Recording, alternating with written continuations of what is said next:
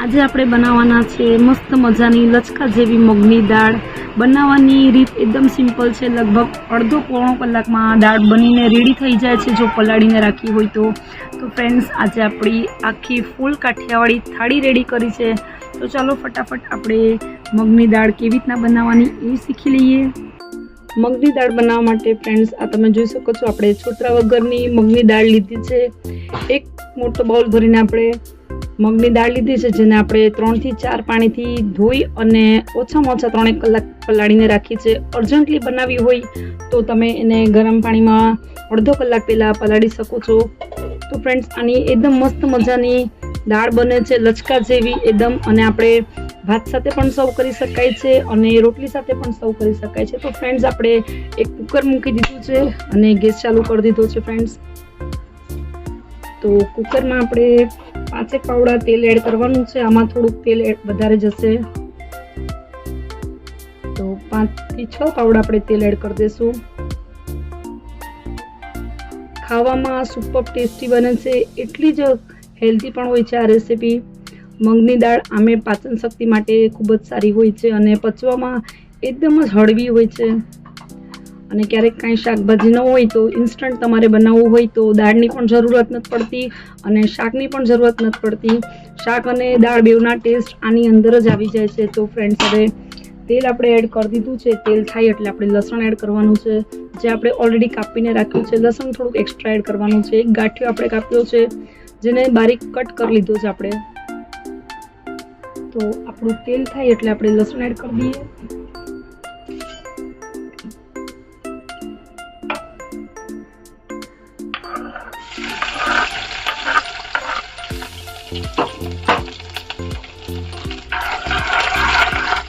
અને થોડોક લીમડો લીધો છે ધોઈને, એ એડ કરી દઈશું।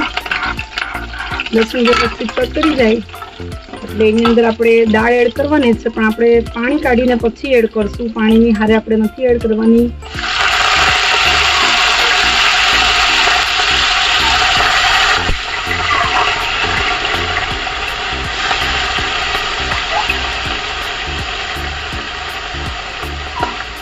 તો એક બાઉલ આપણે દાળ પલાળીએ તો પલળીને લગભગ 1.5 થી પોણા 2 બાઉલથી વધારે થઈ જાય છે આ દાળ। અત્યારે આપણે 5 થી 6 જણને સર્વ થાય એ પ્રમાણે દાળ બનાવી છે। અને આ પાણી છે એ ફેંકવાનું નથી, કેમ કે આપણે ઓલરેડી ધોઈને જ દાળ પલાળી હતી, એટલે આ પાણી જે રાખ્યું છે એમાં એના વિટામિન્સ હોય છે, એટલે આપણે ફેંકી દઈએ તો વિટામિન્સ નષ્ટ થઈ જાય છે। તો ફ્રેન્ડ્સ, દાળને ધોઈને જ પલાળી હતી એટલે આપણે પછી જે પાણી બચે છે એ ફેંકવાની જરૂરત નથી।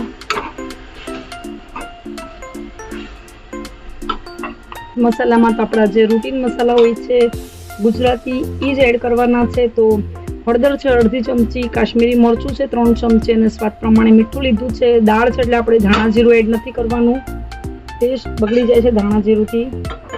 કોઈ બીજા ગરમ મસાલા પણ એડ નથી કરવાના। ટેસ્ટ માટે તમારે જો લીલા મરચાં 1-2 નાખવા હોય તો તમે નાખી શકો છો, બાકી અમારા ઘરમાં તીખાશ ખવાતી નથી વધારે, એટલે લીલા મરચાંનો ઉપયોગ ઘણો ઓછો કરીએ છીએ। તો ફ્રેન્ડ્સ, આને એકદમ વ્યવસ્થિત હલાવી લેશું।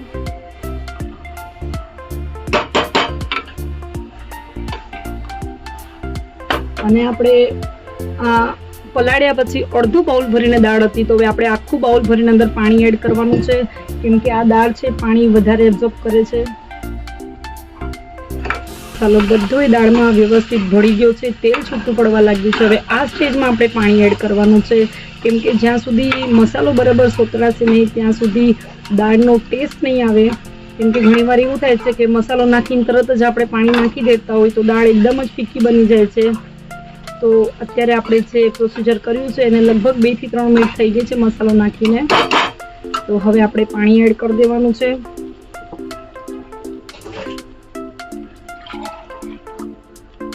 અડધો બાઉલ કરતાં થોડી ઓછી દાળ હતી, એટલે આપણે 1 બાઉલ કરતાં થોડુંક ઓછું પાણી એડ કરવાનું છે। એટલે જેટલી દાળ હોય એનાથી ડબલ પાણી એડ કરવું પડશે। છતાંય આપણને એમ લાગે કે દાળ પાણી વધારે એબ્ઝોર્બ કરે છે તો તમારે પાછળથી પાણી એડ કરવું હોય તો કરી શકાય છે। આની અંદર આપણે હજી અડધો ગ્લાસ પાણી જોશે, એટલે એક્ઝેક્ટલી ડબલ કરતાં થોડુંક વધારે પાણી અંદર જોઈએ છે। અને ફ્રેન્ડ્સ હવે આપણે ગેસ કરી દઈશું ફાસ્ટ. એક ઉકાળો આવશે એટલે આપણે કુકરનું ઢાંકણું બંધ કરી દેવાનું છે. તો આ તમે જોઈ શકો છો કે દાળમાં ઉકાળો આવવાનો સ્ટાર્ટ થઈ ગયો છે. તો હવે આપણે કુકરનું ઢાંકણું બંધ કરી અને મીડિયમ આંચ પર આપણે 3 સીટી પાડવાની છે. ફાસ્ટ આંચ પર પાડશું તો સીટી ફટાફટ પડશે પણ આપણી દાળ ચડશે નહીં. તો ઢાંકણું બંધ કરી અને લગભગ 4 સીટી પાડશું. ગેસ થોડો સ્લો કરી દઈશું. તો ફ્રેન્ડ્સ આપણી સીટી પડી રહી છે. મીડિયમ આંચ પર 4 સીટી પાડવાની છે એટલે દાળ પાછી આપણે ચડાવવાની મગજમારી ન થાય.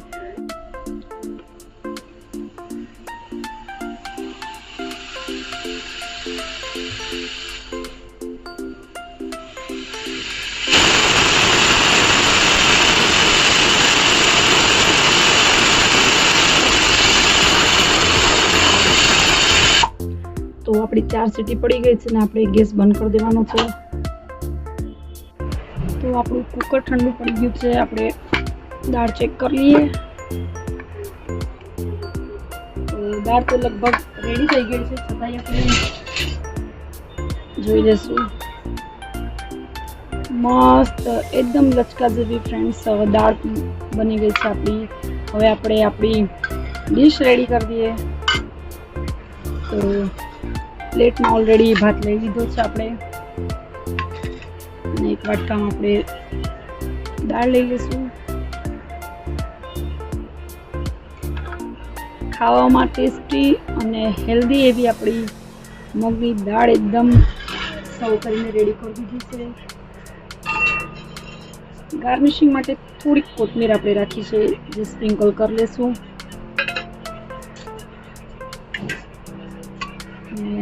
રાયતું આપણું રેડી છે. તો રાયતું સર્વ કરી લઈશું આપણે. પુદીનાનો મસ્ત મજાનો ફ્લેવર આવી રહ્યો છે રાયતામાં. અને ફ્રેન્ડ્સ ગરમા ગરમ રોટલી આપણી રેડી થઈ ગઈ છે. તો રોટલી સર્વ કરી લઈશું અને રાયતું. તો ફ્રેન્ડ્સ આપણી થાળી રેડી છે. આની સાથે આપણે કાંદા અને કાકડી બેવ સર્વ કરશું.